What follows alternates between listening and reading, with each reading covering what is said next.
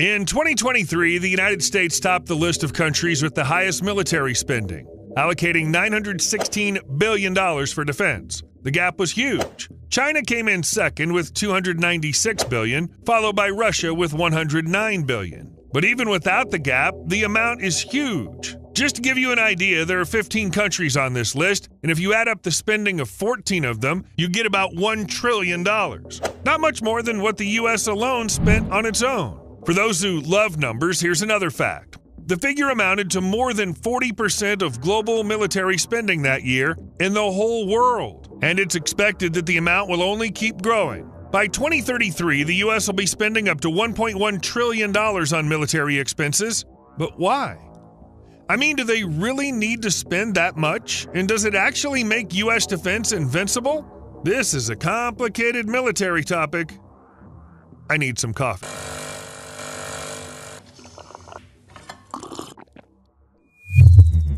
An unobtrusive reminder to hit the like button if it slips your mind. And a big thanks to those who understand my wish to stay anonymous.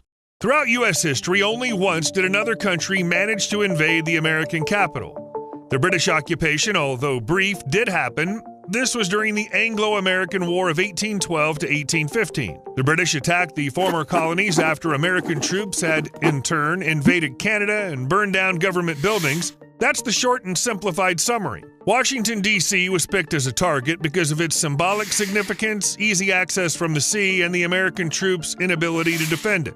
Back then, the American Army still seriously lacked experience. And so on August 24, 1814, the forces of both armies met outside Washington, and the British Army easily defeated the volunteer American forces in the Battle of Bladensburg. President Madison and Secretary of State James Monroe almost got captured.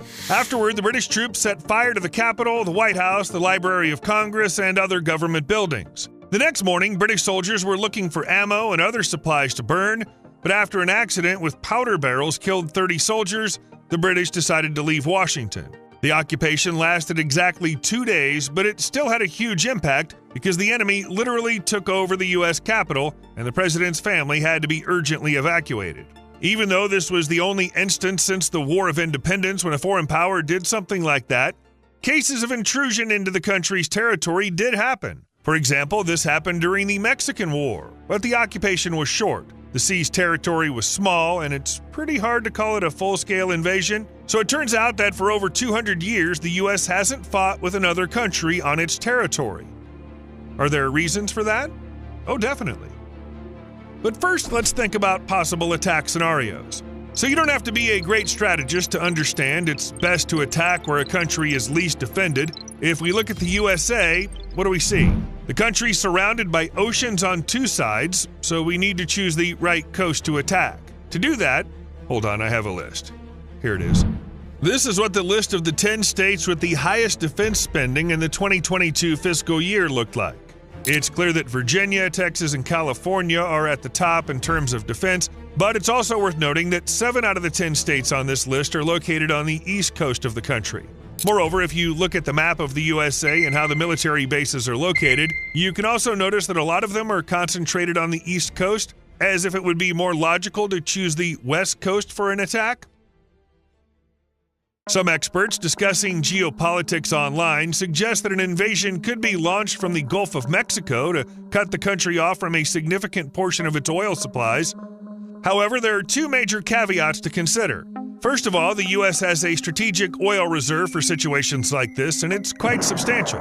Secondly, an attack from the Gulf of Mexico puts the opponent in a tricky spot. In response, the U.S. could hit them from 3 different sides. In short, this idea isn't great. But of course, we can't say with 100% certainty where an attack on the U.S. might be planned.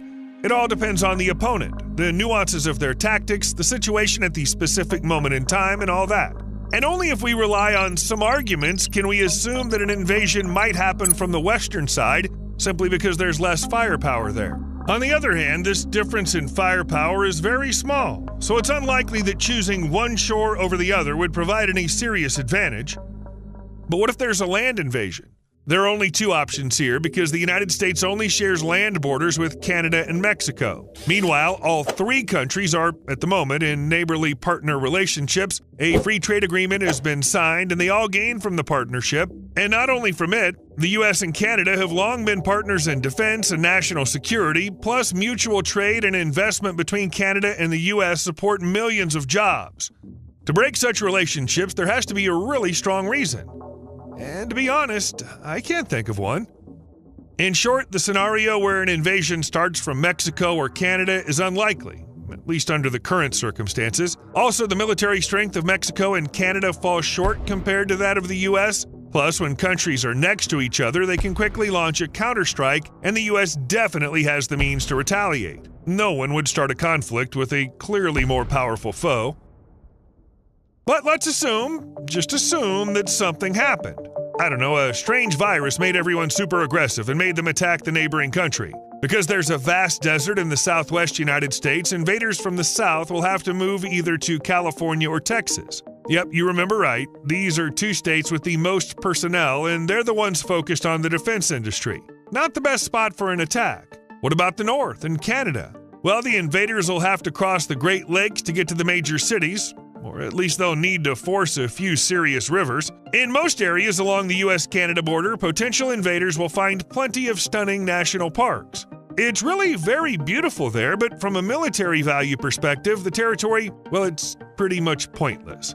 Canada has that kind of beauty too. Plus, in the event of an invasion, all those national parks would likely be filled with military personnel ready to defend. From this perspective, the terrain of the southern border, which is the border with Mexico, is more fitting for military operations. There aren't huge parks with forests and lakes, but there's the largest military base of the U.S. Army right in Texas, and launching an attack on the country in a spot like that would be extremely challenging. Looks like any land attack options are a no-go. So we'll have to think about attacking from the ocean on the west coast. But it's not so easy here either.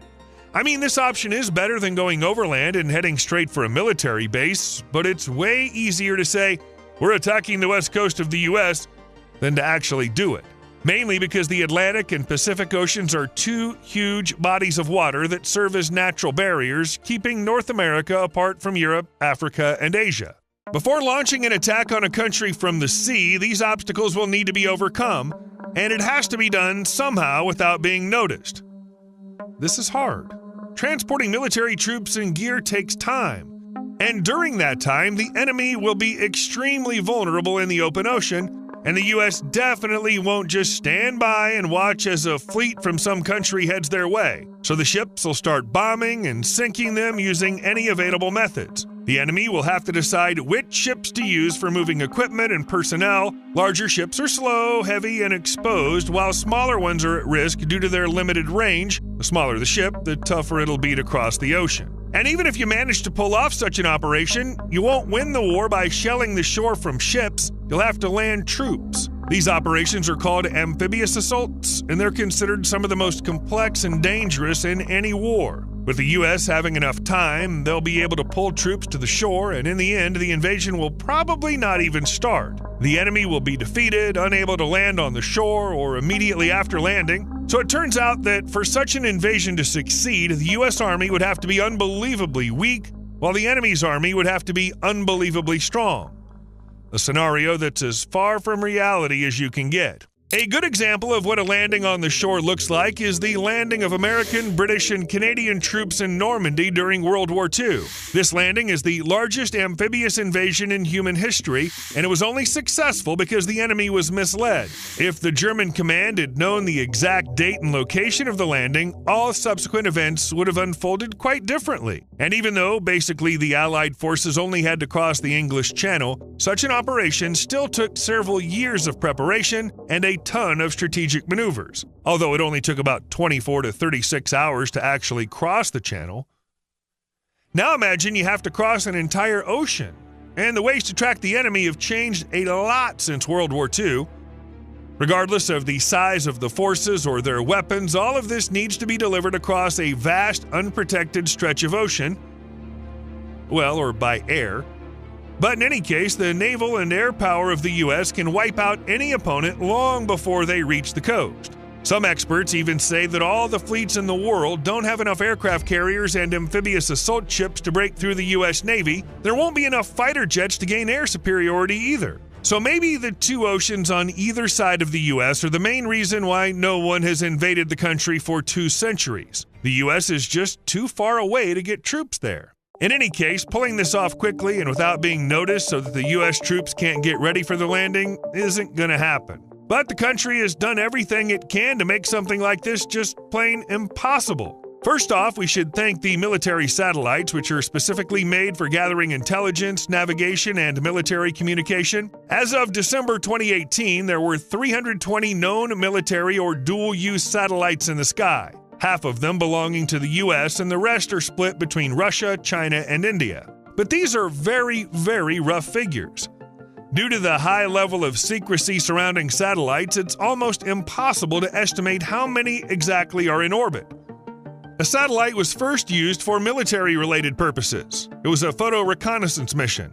The U.S. was the pioneer in this field, starting to work with military satellites back in the 1950s. For a while, the country even wanted to equip them with weapons to attack targets on the ground, but then they dropped that initiative. Today, satellites can track the movements of enemy forces, gather data, and send it to the relevant agency, and satellites work all the time. With such a level of aerial surveillance, sneaking up on the U.S. is just impossible. No way, unless you dig a tunnel under the ocean. Military satellites don't just track enemy troop movements. There's also the Defense Support Program, and its satellites detect missile launches or spacecraft, even nuclear explosions, all using sensors that pick up infrared radiation. So even a sudden airstrike with missiles is off the table. But technologies for early detection exist not only in space. For example, there's a system called relocatable over-the-horizon radar. It's designed to provide wide-ranging surveillance of both aircraft and ships.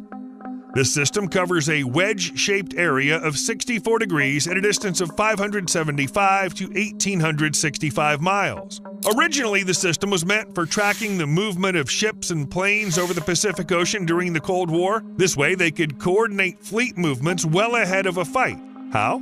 To put it simply, the system uses atmospheric disturbances to spot incoming threats. Right now, the enemy will also have to deal with the U.S. Navy's 11 nuclear-powered fleet carriers, which will spot the invasion long before it comes to landing on the shore. But there's one more thing that definitely needs to be mentioned in connection with U.S. defense, and that's nuclear weapons. Let's consider a really extreme case where countries suddenly decide that the planet is no longer useful to them, and it's time to use nuclear weapons.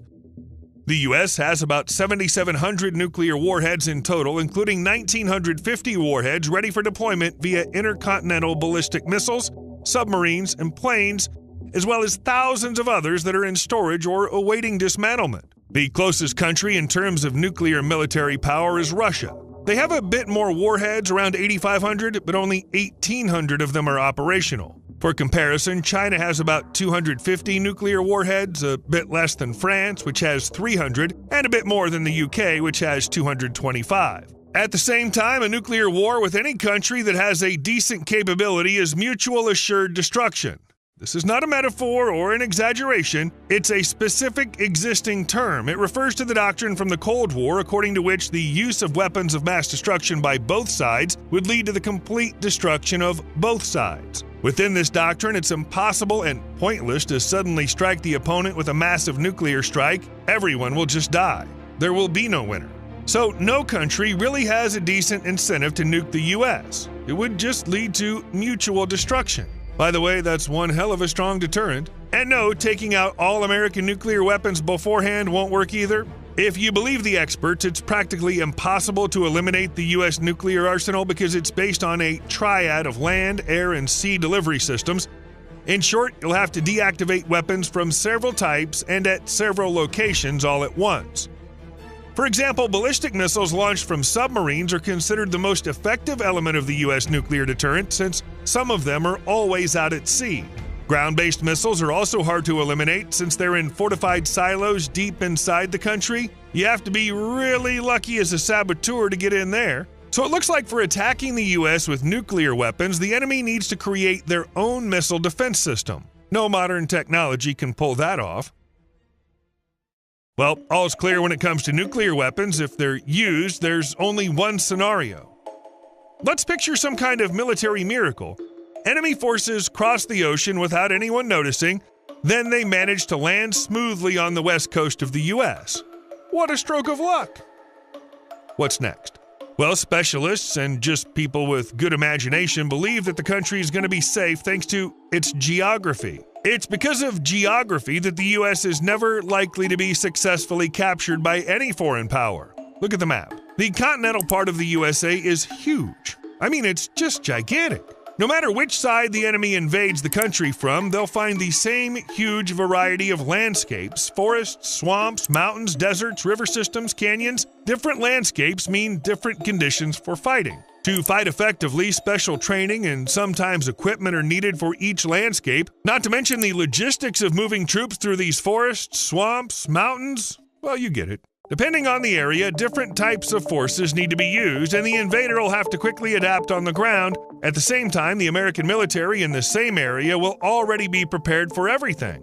And imagine what it's like to advance through open areas like deserts and plains. For American aviation, the enemy is like a target at a shooting range. Military analyst Dylan Lerke suggests that the combined military potential of the rest of the world would be insufficient to even get a foothold on the continental United States.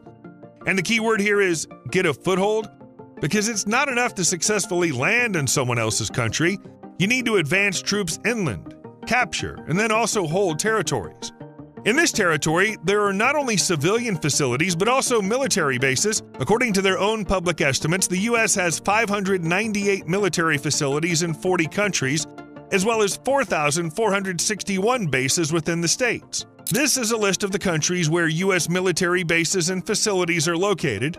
Along with a large number of bases in Germany, the U.S. has major military facilities in Qatar and Diego Garcia Atoll, as well as in Japan and South Korea.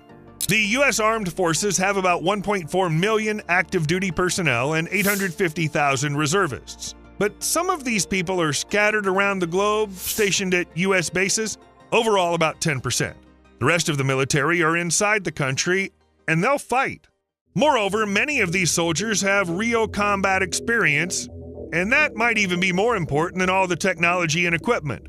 If you look at the military conflicts that have happened in the last 20 to 30 years, you can see that the U.S. has been involved in many of them one way or another. We're not considering the moral side of the issue right now, just the facts, okay? In addition, there were two wars where the U.S. was really involved as a fighting party: the Iraq War and the Afghanistan War. The first one ended in 2011, the second in 2021, so pretty recently. I don't think I'll be wrong if I assume that the country and its commanders gained practical experience, and considering that the war in Afghanistan lasted from 2001 and it's the longest war in U.S. history, there was plenty of time to gain experience. Not to mention that wars involving the U.S. are also a testing ground for new technologies that can later be used for the defense of their country.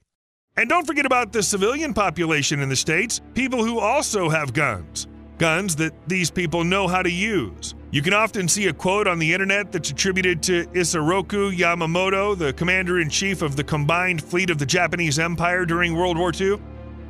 Here's the quote. "You cannot invade mainland United States. There would be a rifle behind every blade of grass." In fact, there are no records that the commander-in-chief of the Japanese fleet ever said these words. However, this quote describes the situation in the U.S. pretty accurately.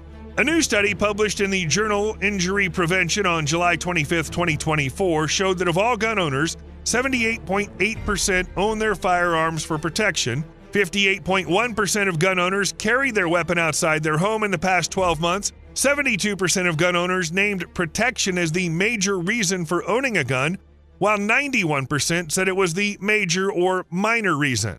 And it's not exactly a new thing from recent years. Since 1972, the percentage of American households that own at least one firearm has stayed pretty stable, ranging from 37 to 47%. In 2023, around 42% of U.S. households had at least one firearm. In fact, more than 175 countries around the world allow their citizens to own firearms, but the USA is in first place by a huge margin. Next are the Falkland Islands, Yemen, and New Caledonia, but they have 2 to 3 times fewer guns per capita. Well, I'm not making any bold statements, but we can assume that in the event of a potential invasion, ordinary Americans won't just sit on their hands, especially since many actually know how to shoot. New nuclear missile. In June 2024, the U.S. Air Force conducted a test launch of the Minuteman III intercontinental ballistic missile to provide confidence in the lethality and effectiveness of the nation's nuclear deterrent. To showcase their power, the military also released video footage and photos of the missile, which, let's be honest, are seriously impressive. The rocket launched on Tuesday, June 4th at 12:56 a.m. local time from Vandenberg Space Force Base, located north of Santa Barbara along the coast of Central California. An intercontinental ballistic missile standing 60 feet tall had a warhead that flew about 4,200 miles and landed near a remote military base in the Marshall Islands, deep in the central part of the Pacific Ocean. The truth is, there wasn't an actual nuclear charge in the missile. They were testing a non-nuclear bomb after all. The U.S. Air Force claims that this test is not the result of current world events, noting that over 300 similar tests have been conducted in the past. They don't mean that the world is on the brink of World War III. On the contrary, they emphasize once again that it won't happen. About 400 intercontinental ballistic missiles, Minuteman III, are currently stationed at Air Force bases in Colorado, Montana, Nebraska, North Dakota, and Wyoming, where they've been on combat duty for more than 50 years. Microwave weapon against drones.